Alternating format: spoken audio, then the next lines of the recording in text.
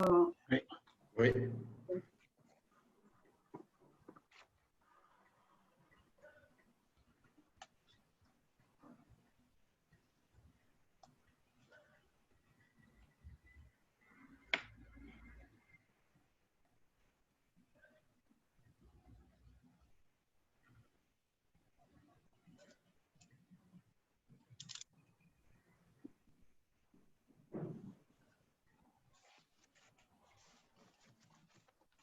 Mesdames et messieurs, bonjour.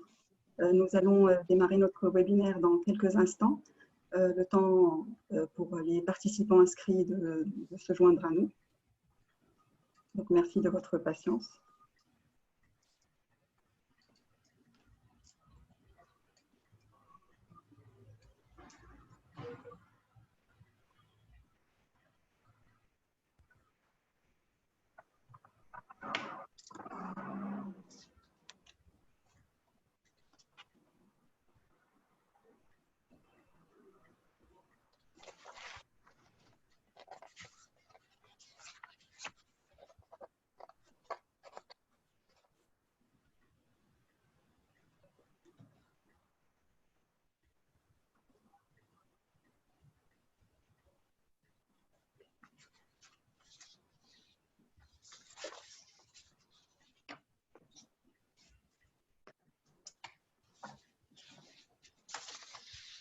Pour les personnes qui viennent de se joindre à nous, bonjour et bienvenue à notre webinaire « Comment me financer et gérer ma trésorerie en temps de crise ».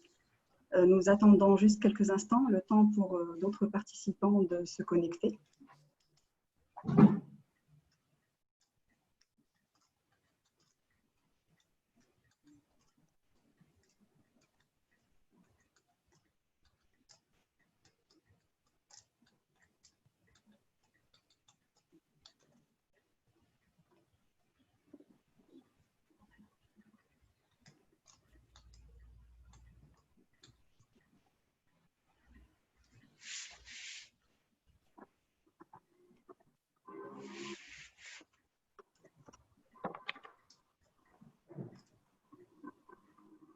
Je pense que nous pouvons commencer.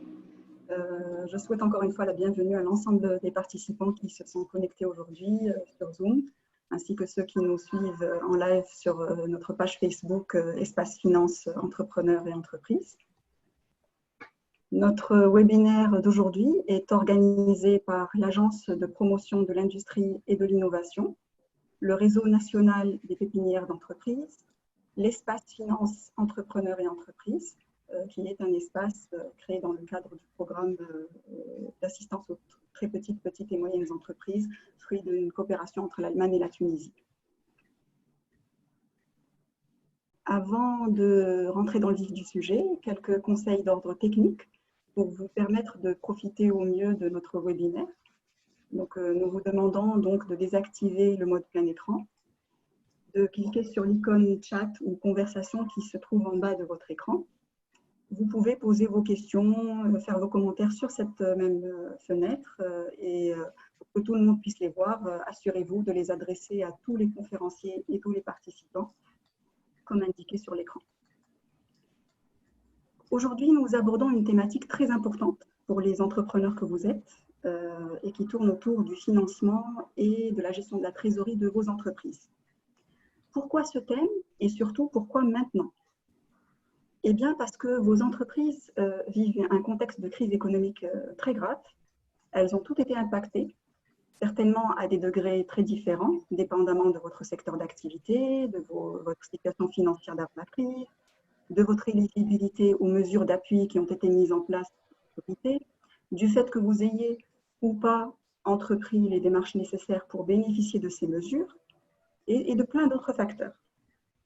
Donc, aujourd'hui, à travers ce webinaire, nous vous proposons une démarche qui vous permettra de vous outiller pour faire face à cette crise. Une démarche basée sur l'évaluation de l'impact de la crise sur votre entreprise, l'estimation de vos besoins de financement, la préparation d'une demande de financement qui va être la base de votre négociation avec votre partenaire financier. Nous vous tiendrons également informés de l'actualité en matière de mesures mises en place par les banques et par les autorités concernant le financement. Pour développer ce contenu très riche et pour répondre à vos questions, j'ai le plaisir d'accueillir aujourd'hui deux experts, M. Mihou Brezgi, expert comptable, et M. Absamad Zrewil, expert en financement des très petites et moyennes entreprises. Bonjour à vous deux. Bonjour.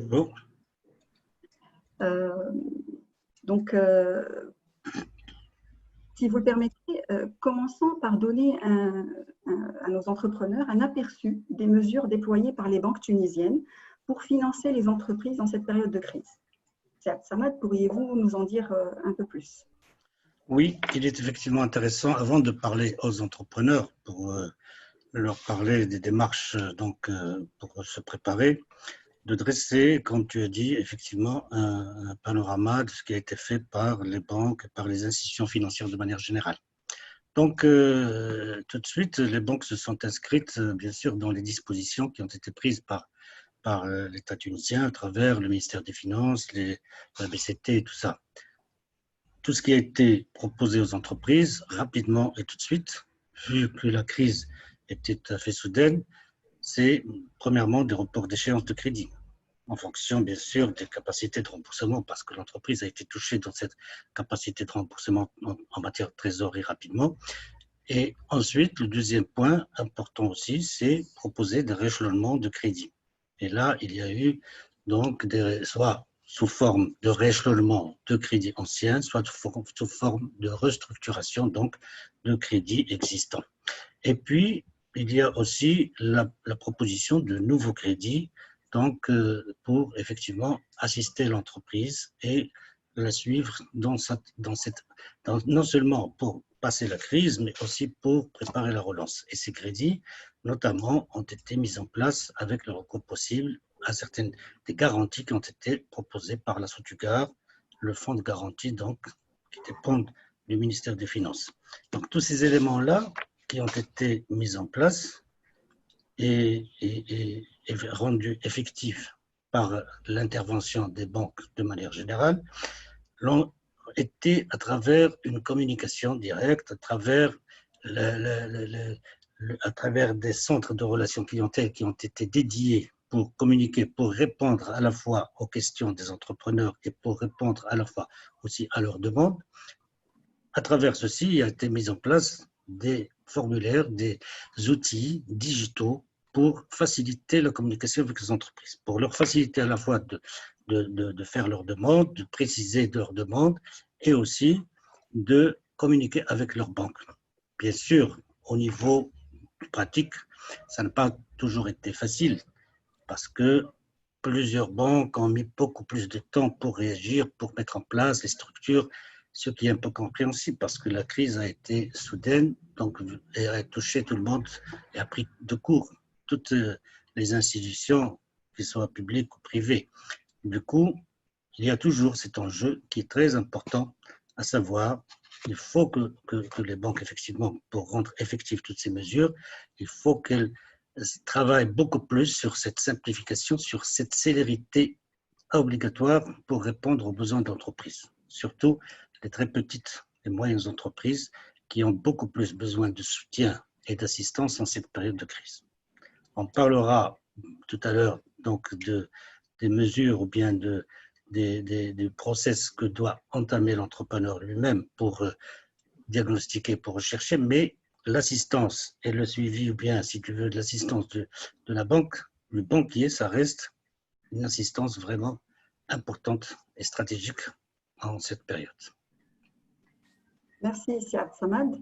Maintenant que nous avons une vision claire des mécanismes qui ont été mis en œuvre par les banques pour permettre aux entreprises de se financer dans ce contexte assez particulier, Simihoub, quelle démarche, justement, quel est ce process dont parlait Siad Samad, que nous pouvons proposer à nos entrepreneurs pour préparer leur demande de financement et la négociation avec leurs banquiers ou leurs institutions financières?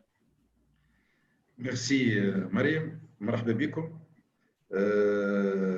Au fait, comment se préparer? Donc, c'est une question très importante. Donc, pour y répondre, il y a une démarche qu'il faut adopter. Donc, la démarche, elle est simplifiée en 4 étapes. La première chose est l'évaluation de l'impact de la crise. Donc, l'impact, il est différent selon la nature d'activité. Deuxième étape, donc faire un diagnostic de sa propre situation financière. Ce diagnostic doit obéir à certaines règles de base. Donc, on va toutes les voir donc, avec ces Abdessamad. Juste après avoir effectué un diagnostic et comprendre la projection de sa situation financière, il faut s'informer et il faut vérifier son éligibilité aux divers mécanismes prévus par la loi. Même pour ceux qui ne sont pas donc, dans le cadre de la loi qu'on va voir plus tard, ils peuvent quand même donc, consulter leur banque. Bien entendu, du moment où tu connais les différents donc, mécanismes auxquels tu es éligible, tu passes à la préparation de ton dossier pour le déposer auprès de ta banque. Donc, vous respectez cette démarche. Peut-être, il y a une bonne évaluation de l'impact. Vous allez aborder donc, la banque avec un montant qui n'est pas suffisant probablement. Donc, pour voir ces détails, donc, je vois مع سي عبد الصمد لكن قبل انا باش نقول لكم اللي راهو بالنسبه للامباكت تاع الكريز sur l'activité, bien entendu, tout le monde sait que l'impact il est différent. مثلا في تونس par exemple, Vermeeg, اللي هو يخدم في الديفلوبمون informatique, il a décidé de fermer ses portes jusqu'à 2021. Donc, tout le monde travaille en télétravail. Ils sont débordés, ils travaillent au-delà des 10 heures par jour, donc ce n'est même plus 8 heures. Et la société s'en sort très bien. Donc, même la crise n'a pas affecté l'activité. Il y a d'autres activités qui sont carrément à l'arrêt suite les crises aériennes. Et à ce jour, même après le déconfinement total, ils n'ont pas encore repris. L'exemple, maintenant, dans l'hôtellerie ou la restauration, ça fait vraiment mal au cœur, hein, donc, de voir des hôtels vides, déshérités par la clientèle, là où il n'y a personne, hein, même les employés, ils sont pratiquement à 50% des effectifs internes. Bien entendu, d'autres activités, ils ont profité même pour augmenter leur chiffre d'affaires. L'exemple de l'industrie, dans les produits détergents, les produits désinfectants, les produits donc, alcooliques, gel hydroalcoolique et tout ça. Donc, ils ont gardé un niveau d'activité, ils ont même triplé. Moi, je connais des gens qui ont triplé leur vente durant le mois de mars et d'avril. Ne soyez pas trop contents parce que actuellement, ils sont en train de subir une baisse énorme de chiffre d'affaires. Donc, il faut faire attention, surtout pour l'agroalimentaire. Hein. Donc, il faut faire attention.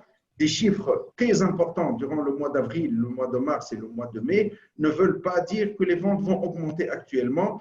Les grandes surfaces, les épiciers, donc, ont un stock énorme et ils n'achètent plus actuellement. Donc, il faut faire attention. Nous n'avons pas de clientèle étrangère et des touristes qui vont encore consommer. Et donc, il y a une baisse énorme. Donc là, l'évaluation de l'impact de la crise, il faut être prévoyant.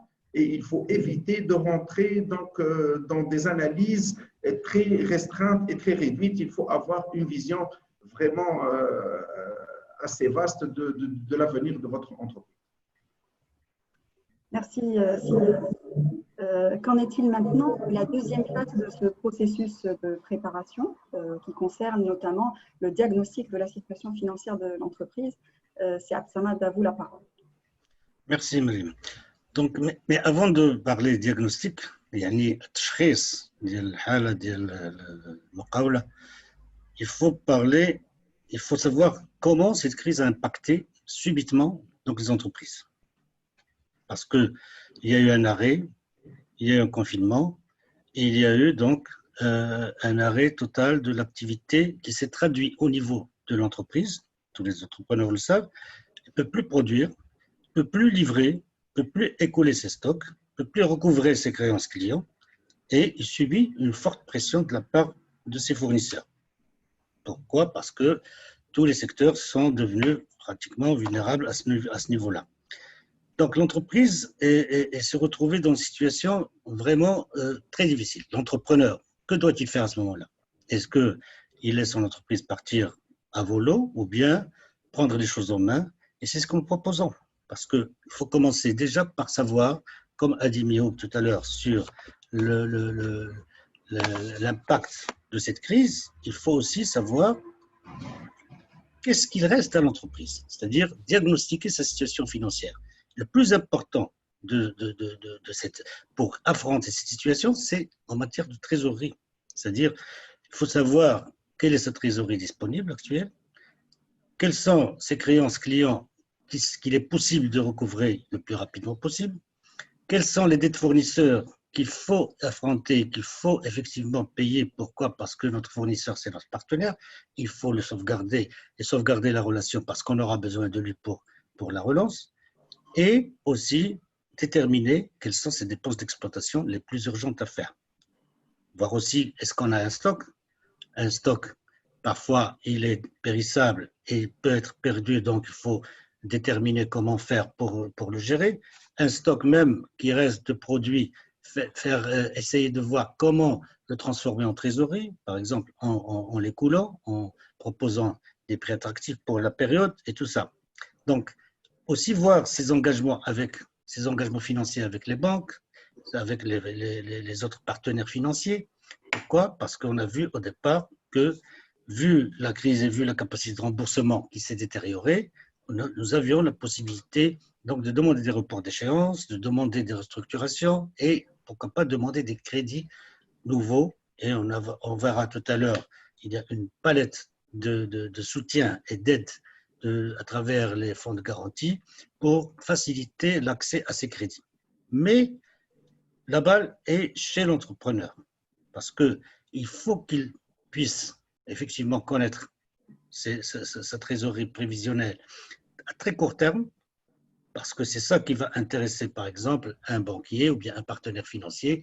Il va savoir est-ce que l'entreprise a cette capacité de rebondir, cette capacité de rembourser, cette capacité de financer, de se financer elle-même pour dépasser cette crise, et puis voir effectivement sur le moyen terme, un horizon par exemple de 6 mois, de 12 mois, qu'est-ce qu'elle compte faire, qu'est-ce qu'elle compte, sur quoi elle va appuyer, elle va s'appuyer pour dépasser la crise et pour relancer son activité.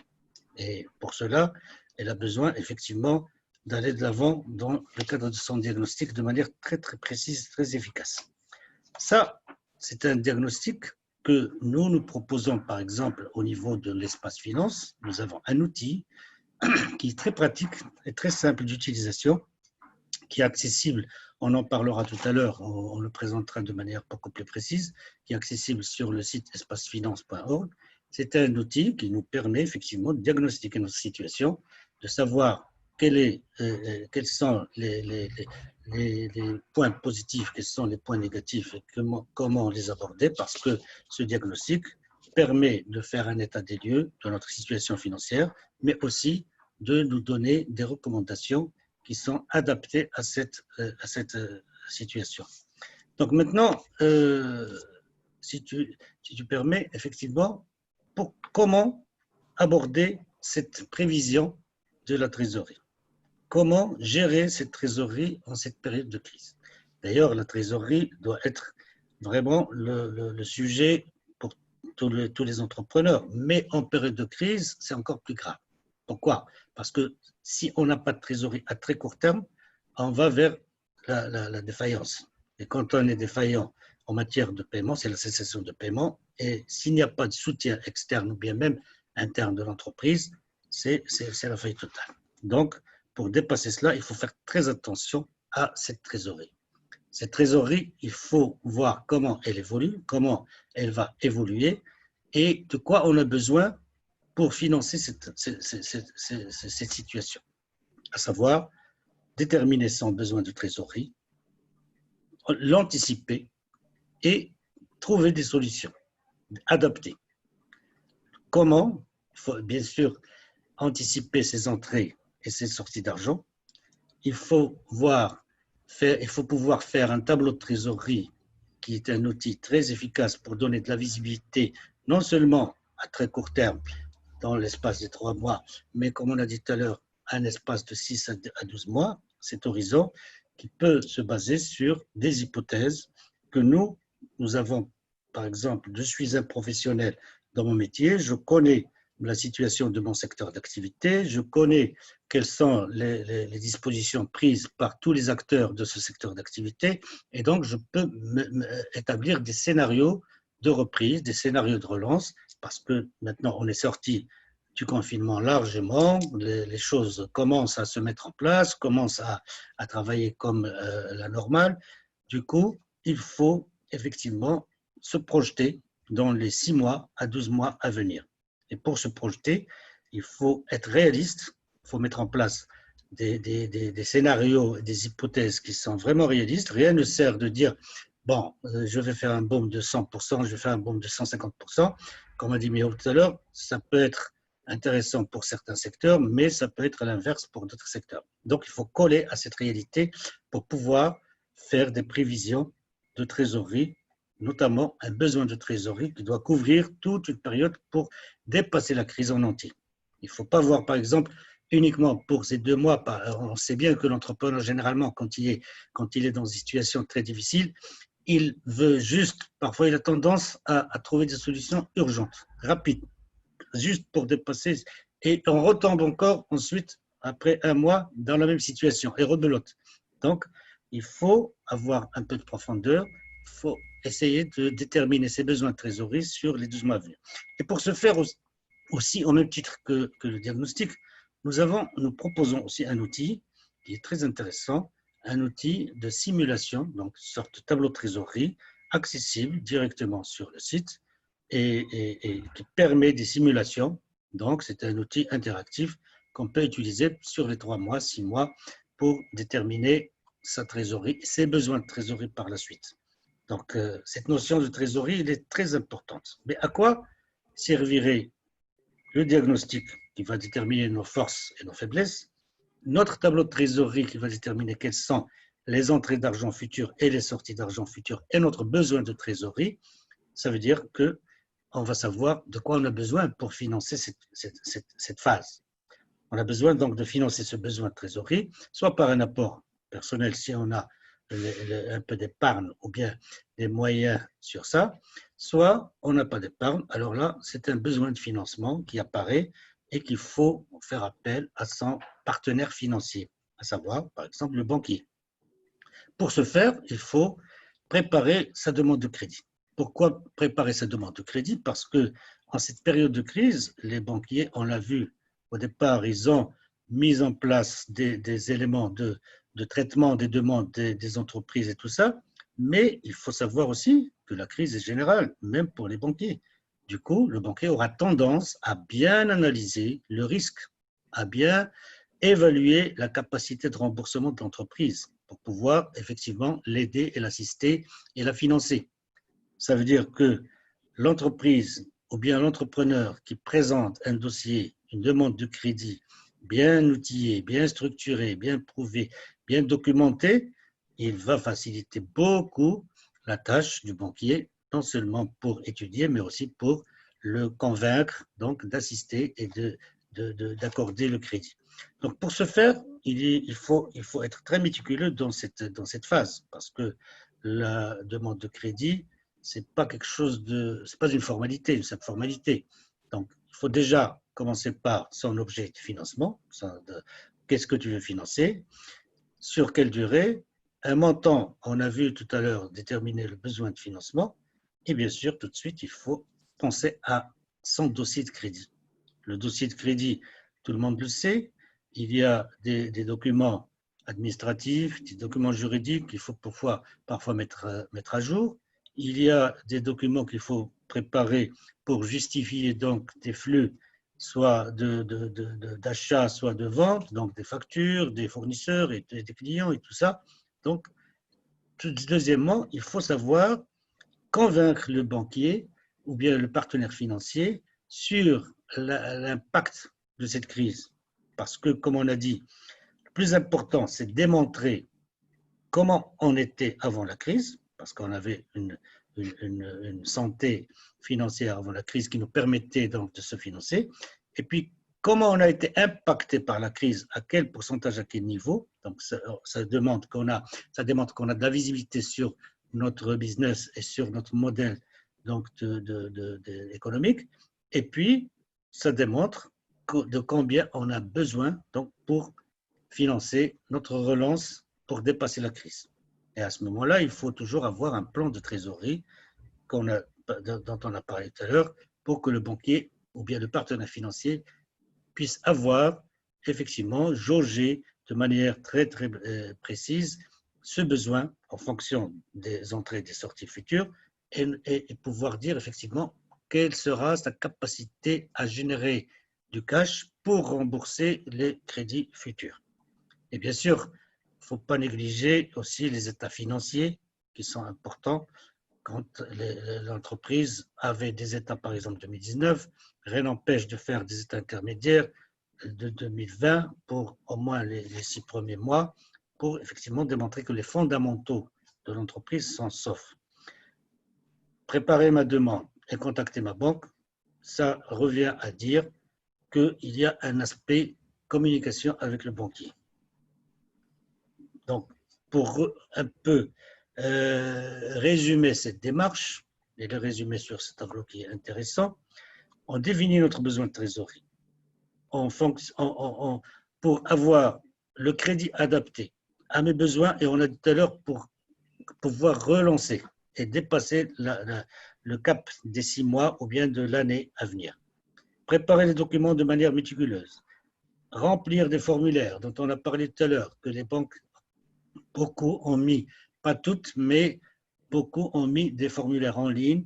Donc, c'est des formulaires qu'il faut remplir de manière méticuleuse et de manière complète. Bien sûr, il faut se faire assister. Il y a des professionnels, l'entreprise parfois a des conseils, a des comptables, il y a des experts comptables qu'il faut bien sûr avoir avec soi pour être assisté et dépasser tout ce qui est demandé par cette crise. Et il faut aussi savoir expliquer son business model, comme on a dit tout à l'heure, comment on a été impacté, comment on gagne de l'argent, comment on compte dépasser toute cette crise. Et à mon avis, il y a à la fin des enjeux qui sont très importants, à savoir être cohérent. Parce que la cohérence, ça se voit sur un dossier de crédit. C'est la première des choses que notre partenaire financier va contrôler. Il va contrôler quels sont les points d'incohérence. Et là, il faut être très vigilant parce que quand on est clair et transparent dans notre vision, dans notre business, dans nos besoins et dans notre demande de crédit elle-même, et qu'on voit que tout est cohérent, tout se coordonne, il n'y a aucun souci pour que notre partenaire financier ne nous fasse pas confiance. Donc, à mon avis, il faut, pour résumer rapidement, donner de l'importance donc, à ces 3 éléments: diagnostiquer sa situation financière, préparer son tableau de trésorerie et préparer méticuleusement sa demande de crédit. Et à ce titre, et je vais terminer par ça, nous proposons aussi un outil donc, sur notre espace finance.org qui permet effectivement de contrôler cette démarche de dossier de crédit et jusqu'à quel niveau sommes-nous prêts pour proposer ou bien pour demander de crédit. C'est une sorte de checklist qui va nous permettre de savoir où est-ce qu'on en est pour effectivement être prêt à déposer notre demande et parler avec notre partenaire financier. Merci Samad et merci Simio pour cette démarche qui est claire, structurée, qui, avec des outils pratiques qui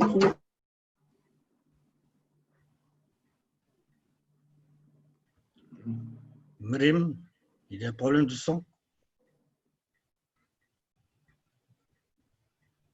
Mio? Oui, je vous entends.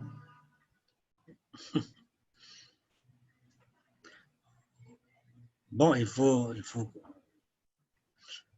parce que C'est avant qui a que les diapos, hein? oui, mais on peut essayer pour ne pas effectivement être bloqué. Oui. Ça, c'est le problème du direct et le problème digital. C'est toujours l'outil parfois qui fait ça. Mais en tous les cas, il faut continuer notre webinaire. Oui. Et dire… Excusez-moi, Elle vient de revenir. Ah, d'accord, ok. J'ai eu un petit souci technique. Je vais repartager mon écran. Les aléas du direct. Oui. Exactement, c'est ce que je disais. Alors, une petite seconde, je partage l'écran.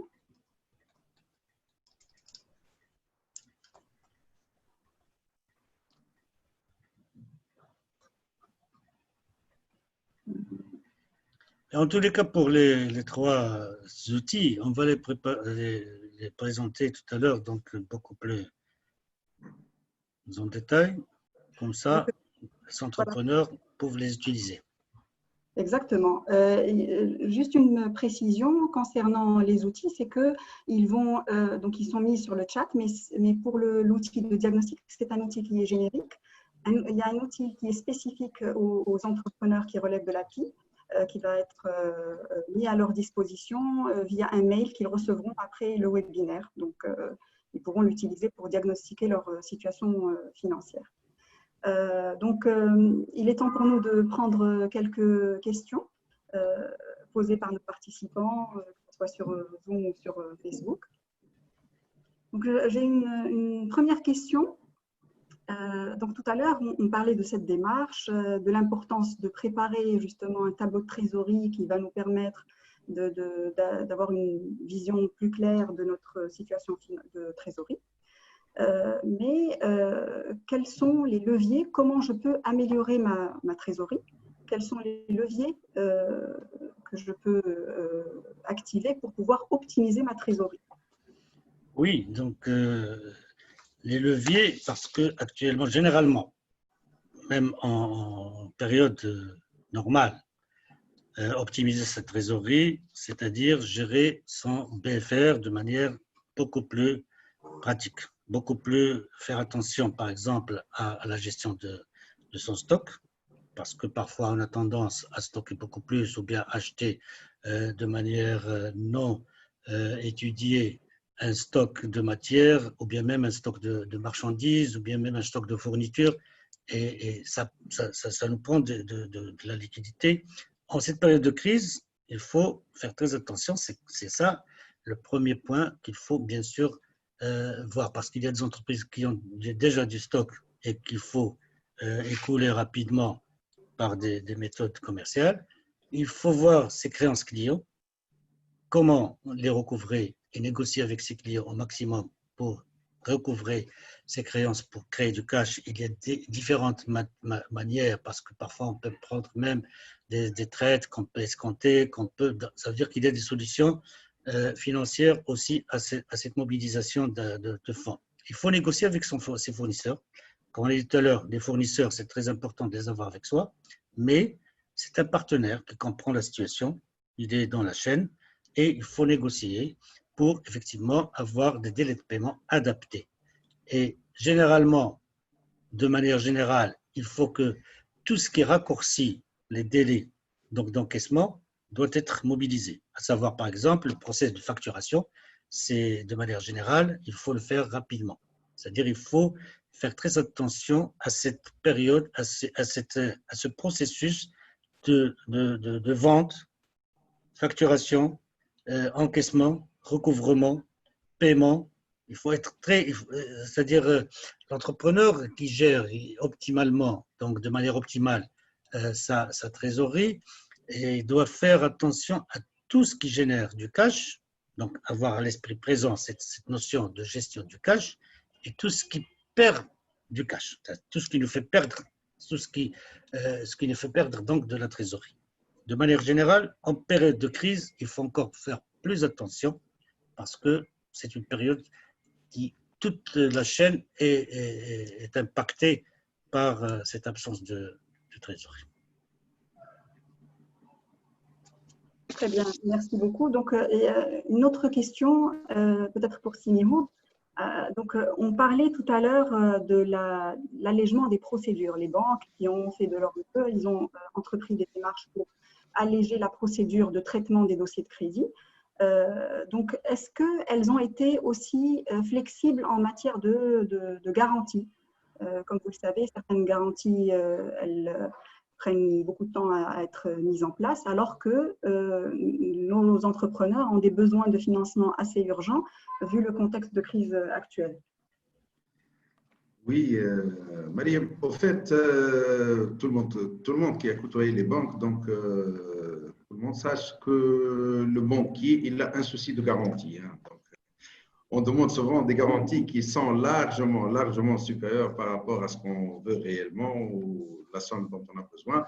Mais dans le cadre du financement des entreprises sinistrées par la crise Covid, on a déclenché un autre mécanisme de garantie. Donc, l'entreprise peut ne pas avoir recours à des garanties réelles, moyennant une garantie Sotugar. Cependant, cette garantie, elle est conditionnée par un statut particulier de l'entreprise, à savoir le statut d'entreprise sinistrée dont qu'on va définir plus tard, donc dans la seconde partie de ce webinaire. Donc, on va définir les entreprises qui peuvent bénéficier de cette garantie Sotugar. Mais il est précisé que la Sotugar, elle a plusieurs domaines d'intervention. Elle peut aussi garantir le recouvrement des créances de l'étranger. Elle a donc un potentiel pour les jeunes et pour les nouveaux promoteurs qui ne savent pas comment se prémunir contre le risque d'impayé, hein. Donc, c'est une institution qui est très importante. Ils peuvent consulter donc le site et on définit les différents mécanismes de garantie qui peuvent être accordés par la Sotugar. Dans le cadre du financement des entreprises, dans le cas de cette crise, c'est une garantie qui se donne systématique, mais pour les entreprises considérées par le ministère des Finances comme étant des entreprises sinistrées. D'accord? D'accord. Alors, je pense qu'on devrait passer à la deuxième phase de notre webinaire. Je reviens sur un volet très important.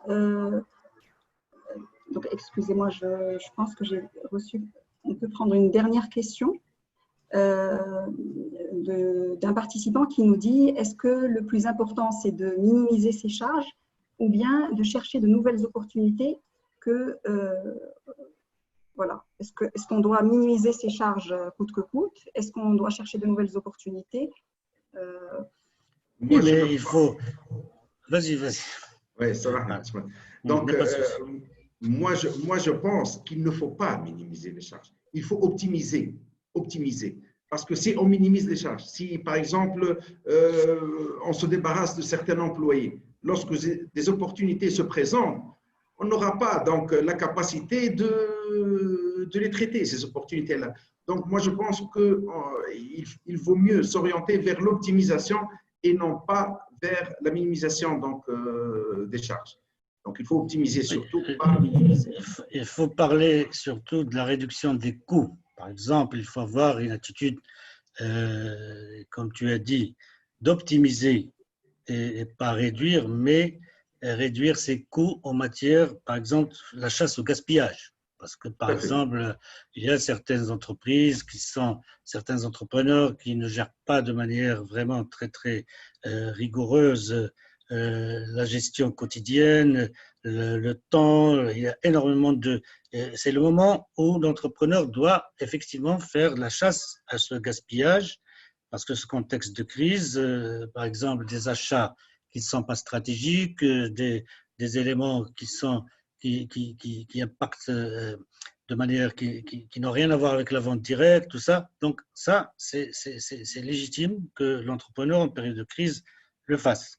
Mais en même temps, et c'est très bien dit dans la question, il faut chercher de nouvelles opportunités. Parce que c'est ça le plus important.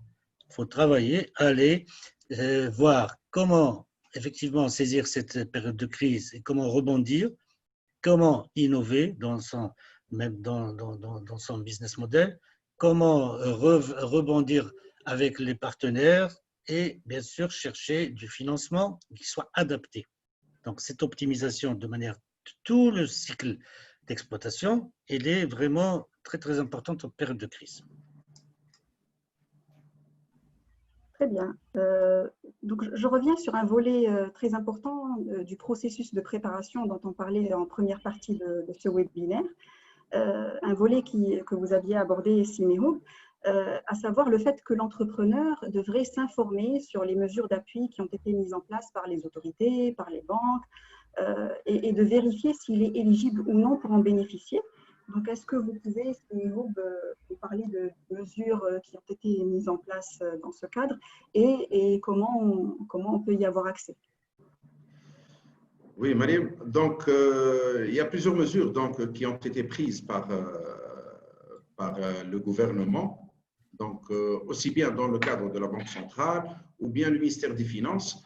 Et ces différentes mesures ont commencé tout d'abord par le report des échéances de crédit pour les personnes physiques d'une manière systématique, donc jusqu'en mars, donc depuis mars jusqu'en septembre 2020.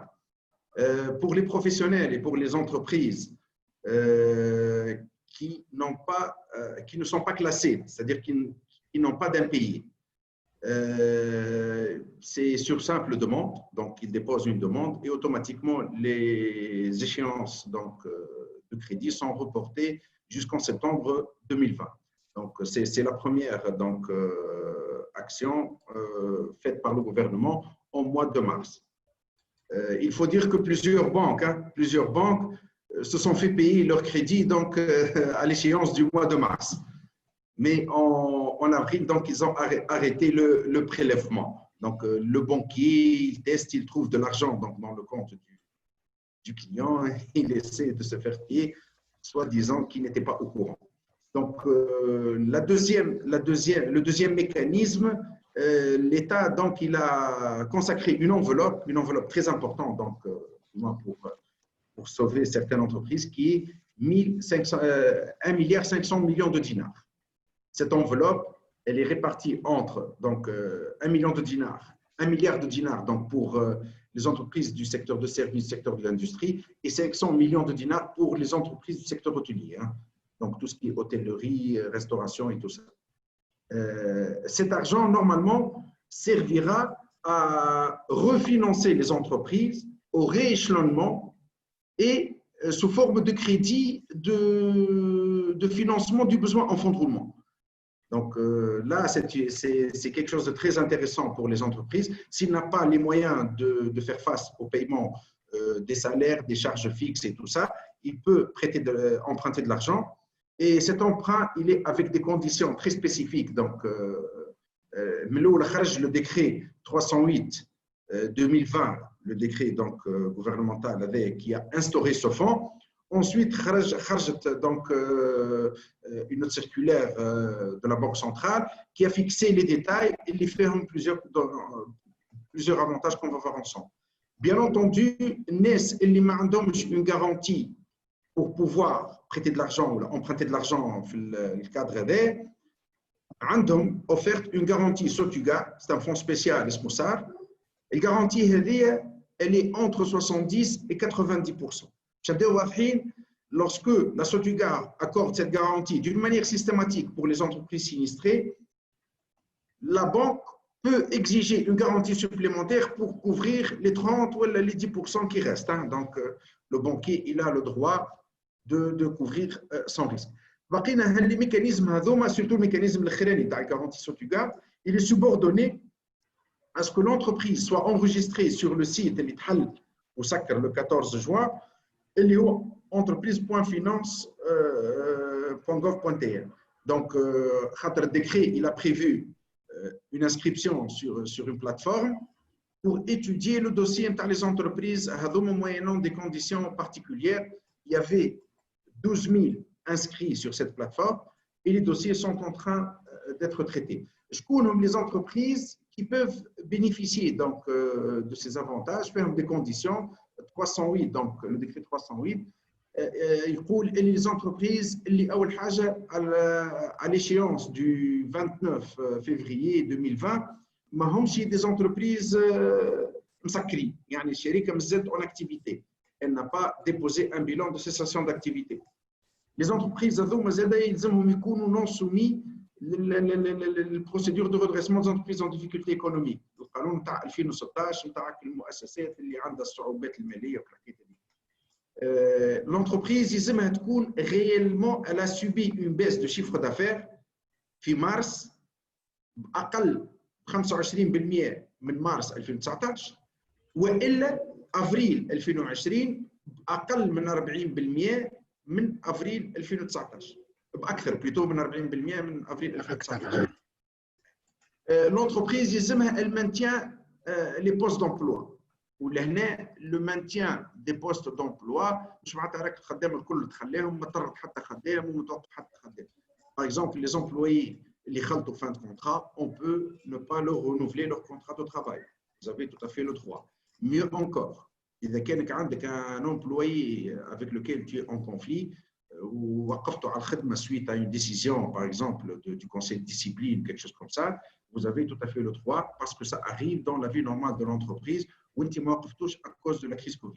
Donc, il ne faut pas qu'il y ait un licenciement abusif uniquement à cause de la crise, mais l'entreprise, dans le cadre de son activité normale, quand même, elle peut licencier des employés. Si ça rentre dans l'activité normale de l'entreprise, normalement, ça ne touche pas la condition de maintien des postes d'emploi. L'entreprise, il y a des déclarations à jour jusqu'à la déclaration du mois de janvier 2020. Donc, j'attire l'attention à الناس اللي يغلط ما يكوشيش par exemple un impôt ou une taxe déclaration mensuelle باش يخرج en défaut, donc يلزم يعمل déclaration de régularisation. تويك actuellement lors du traitement des dossiers بالنسبه للناس اللي عملوا inscription au niveau du ministère des Finances قاعدين يبعثوا لهم يقولوا لهم effectuez vos déclarations du mois de mars avril mai. Donc, ils sont en train encore d'exercer une pression pour que ces gens déclarent les 3 mois dont ils étaient dispensés auparavant. Donc, ils ont dispensé la déclaration le mois de janvier, la déclaration du mois de mai. Bien entendu, les conditions, l'administration fiscale, elle n'a pas le moyen de procéder à la vérification de toutes ces conditions, la condition du chiffre d'affaires, du maintien d'emploi, de je ne sais pas quoi. Donc là, elle a délégué cette tâche de vérification aux professionnels de la comptabilité. Je connais les professionnels de la comptabilité, les experts comptables, ils sont membres de leurs experts comptables, ou les comptables, ils sont membres de la compagnie des comptables tunisiens. Donc, pour la vérification de ces conditions-là, où il y a un rapport. Ce rapport, c'est un rapport spécial. Quelle chérika a un commissaire aux comptes? C'est le commissaire aux comptes qui est habilité à établir ce rapport. Ou quelle chérika, une très petite entreprise qui n'a pas de commissaire aux comptes, elle s'adresse à un comptable agréé ou à un expert comptable et il va lui préparer ce rapport. Et ce même rapport doit être donc téléchargé sur le lien اللي موجود على السيت اللي قلناه. Donc ce rapport normalement il fait les assertions, il coule et l'entreprise elle a respecté ces conditions. Bien entendu, dans le cadre de mes activités normales, j'ai rédigé plusieurs de ces rapports-là où il y a des employeurs qui ont licencié des employés, mais dans le cadre d'un conflit. Donc, il a une faute grave, ce monsieur, il l'a licencié, on a vérifié le dossier, il est devant les instances de prud'homme. Donc, il n'y a pas de problème particulier pour ce monsieur-là. On ne considère pas ça comme étant un licenciement donc, à cause de la crise. On considère que ce monsieur, il a maintenu les postes d'emploi et il peut prétendre donc, à ce financement particulier. Hein. D'accord? Donc, le slide d'après, s'il te plaît. Voilà. Donc l'accès au refinancement et au rééchelonnement. Le décret 308, il a exigé des conditions pour accéder à un financement particulier. Ce financement, il est basé sur le fonds dont on vient de parler, il est 1 milliard ou 500 millions de dinars. C'est un fonds avec plusieurs privilèges pour ceux qui vont emprunter de l'argent. Donc, il est sous forme de crédit mobilisé, donc amortissable, sur une période qui est assez intéressante, sur 7 ans, avec 2 années de grâce. Donc, on peut prétendre à ce fonds-là, ou à ce financement-là, jusqu'à la fin du mois de décembre. Donc, les mardoms, des difficultés actuellement, ils peuvent en demander, peut-être fin septembre. Vraiment, il y a beaucoup de demandes, donc il vaut mieux se prémunir et dans le cadre de ce que c'est Abdeslam a dit, donc il faut vraiment faire des projections. Si tu as besoin d'argent au mois d'octobre, autant faire ta demande aujourd'hui. Hein. Il est destiné pour financer le besoin en fonds de roulement.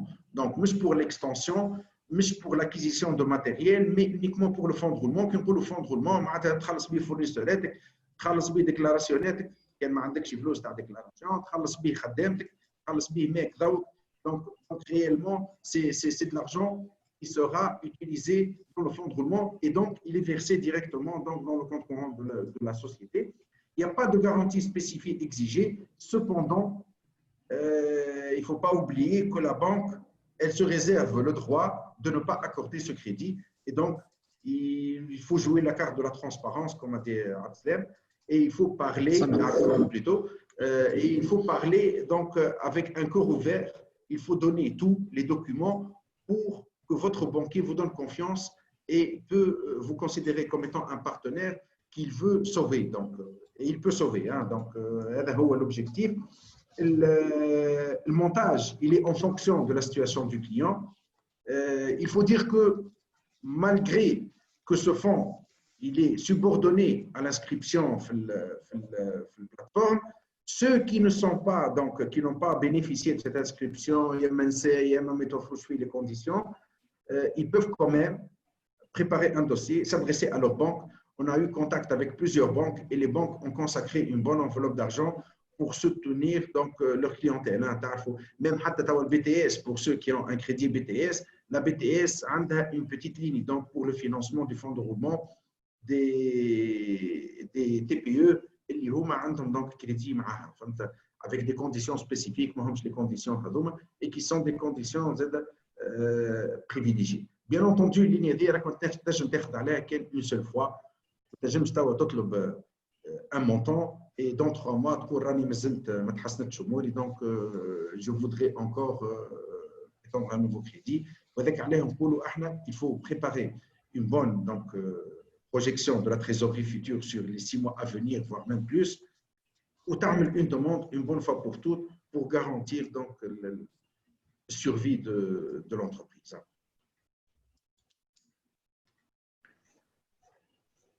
Merci, Néo. Nous allons prendre maintenant quelques questions de nos participants.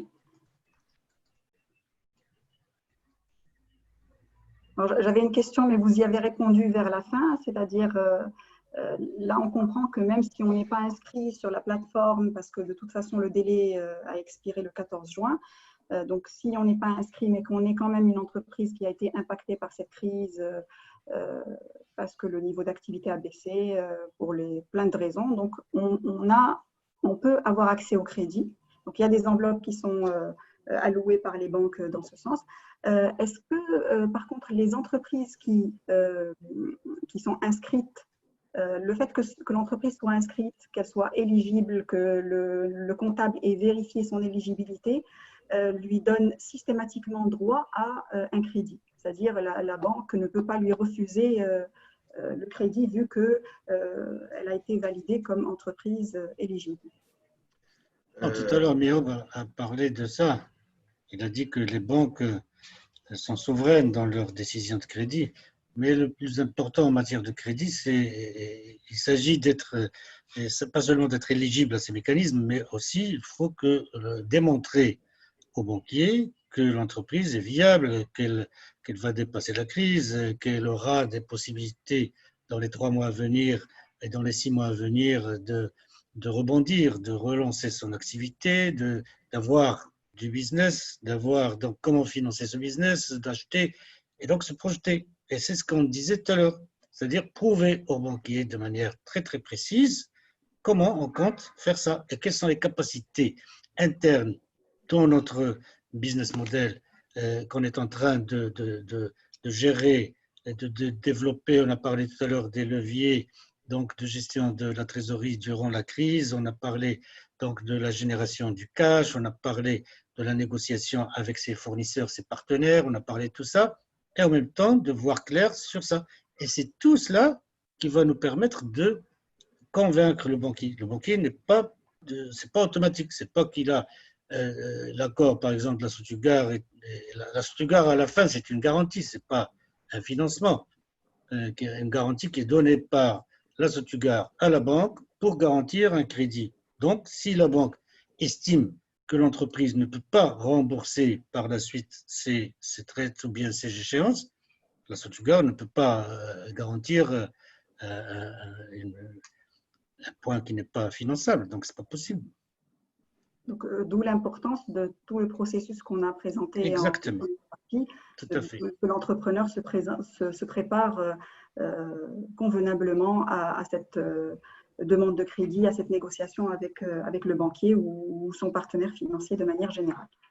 Moi, ce que je voudrais dire, c'est que j'encourage les très petites entreprises, parce que là, on s'adresse à beaucoup de micro-entreprises. Quand je dis micro, c'est-à-dire quand on retrouve une entreprise qui est viable et qui a une personne ou bien deux personnes, j'encourage ces entrepreneurs à se mettre dans la peau d'une véritable entreprise. Il ne faut pas s'autocensurer ou bien se dire que moi, je suis petit, tout cela n'est pas pour moi. Non, au contraire, il faut avoir ces attitudes de véritable entrepreneur. Il faut analyser sa situation. Il faut utiliser tous les outils dont on a parlé, parce que c'est ça qui va nous donner ce cadre d'entreprise, et c'est ça qui va nous permettre de négocier avec notre partenaire financier. Quand bien même nous sommes micro, bien petits, mais avec tous ces outils, avec toutes ces visibilités, toute cette prise en charge, prise en compte de tous ces dispositifs, tout ce mécanisme, comment on prévoit, comment on prévient les choses, etc. C'est ce qui va nous donner ce rapport de force vis-à-vis de notre partenaire financier, comment le convaincre. Et il faut le négocier, c'est très important. Pour négocier, il faut être outillé, il n'y a pas de miracle. Pour être outillé, il y a des outils dont on a parlé, se faire sans tableau de trésorerie, sans véritable diagnostic, se préparer à sa demande de crédit, comment parler, comment présenter, tout ça, tout cela, c'est très, très important. Et c'est ce qui fait de nous, c'est ce qui nous mettra en véritable rapport de force pour convaincre le banquier. Parce que le banquier, il est en situation de crise, parfois il y a une invisibilité sur la santé de l'entreprise, et du coup, il a besoin donc d'informations, il a besoin de visibilité sur ça. Qui va lui donner? C'est l'entrepreneur.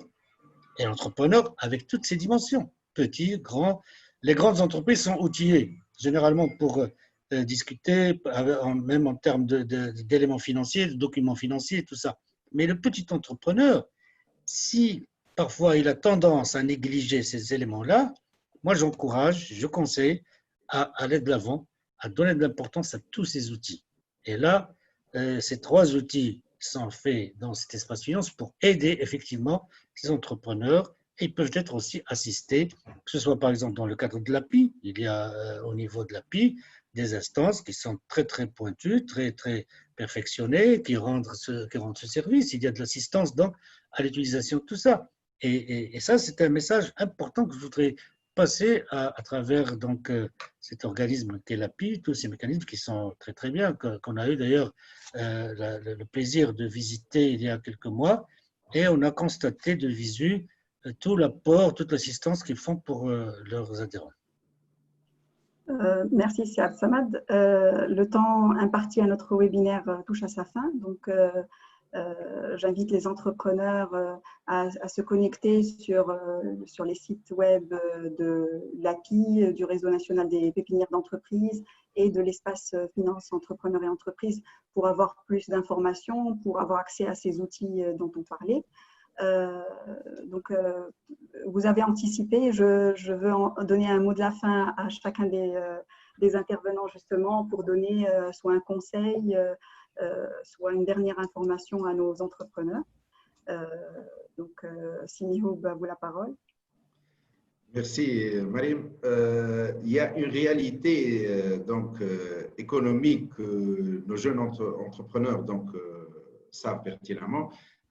Nous avons un souci au niveau du financement lors de la création des projets des jeunes promoteurs. Donc, lorsqu'ils font le montage de leur projet, il y a des coutumes et des traditions. Le fonds de roulement, on ne finance pas au-delà de 15-20% au grand maximum. Donc, c'est un obstacle pour plusieurs, surtout lorsqu'il s'agit donc d'une activité de production, généralement les 20% pratiquement même donc c'est une excellente occasion pour demander de l'argent afin d'augmenter ce besoin en fonds de roulement qui était initialement de 15 à 20% et peut-être d'avoir donc de l'argent en plus pour pouvoir financer son activité. Donc n'hésitez pas, même حتى اللي هو ما استحقش فلوس وما عندوش مازال ما عندوش يديشارج وكل, c'est une occasion en or باش تعمل une planification de ta trésorerie, que ce soit dans le cadre du décret 308 et donc باش تاخذ des conditions un peu plus privilégiées, donc نحكيو على TMM plus 1,75, 5 ans plus 2 années de grâce, ou directement tu t'adresses à ta banque ou تقول لها هاو le besoin تاعك, ils vont essayer de te secourir certainement, donc parce qu'ils n'ont pas intérêt à ce que tu succombes, donc ils vont essayer de te secourir ou probablement ils vont lever donc la réserve de financement du fonds de roulement jusqu'à 15 ou 20%, ou peut-être les 30-35% probablement. Donc ils arrachent le maximum qu'ils puissent. Inch'Allah, Rabbi ma'ahum. Inch'Allah. Samad, un autre... Oui, moi, un dernier mot. Pour dire les petites entreprises d'aujourd'hui, c'est les grandes entreprises de demain. Donc, il faut y croire, il faut aller de l'avant. Et nous, de par notre partenariat avec plusieurs institutions financières, nous essayons donc de faciliter ce regard que doivent avoir les banquiers donc vis-à-vis des toutes petites entreprises, de valoriser leur savoir-faire, valoriser beaucoup de choses, d'éléments qualitatifs que l'entrepreneur apporte à son entreprise. Donc maintenant, à l'entrepreneur aussi, ce très petit entrepreneur, d'y croire et de démontrer, avec méthode et avec chiffres à l'appui, démontrer tout son savoir-faire, toute sa transparence, toute sa cohérence dont on a parlé tout à l'heure. Et dernier mot, actuellement, c'est la trésorerie. Il faut vraiment y prendre un grand soin. Donc, il faut avoir le réflexe du cash, comment générer du cash, comment sauvegarder du cash et comment donner confiance donc, à nos partenaires et comment dépasser la crise sur un temps assez. Il y a bien sûr le court terme de 3 mois, mais il faut se projeter au moins sur l'exercice. Très bien. Avant de vous quitter, je tiens encore une fois à vous remercier tous d'avoir participé à ce webinaire. Je remercie nos experts pour leurs interventions riches et en informations, en outils pratiques et en conseils. Et enfin, je remercie les organisateurs, à savoir l'API, le Réseau national des pépinières d'entreprises et l'espace finance entrepreneurs et entreprises. Donc, je vous dis à tous au revoir et bonne continuation. Merci, au revoir.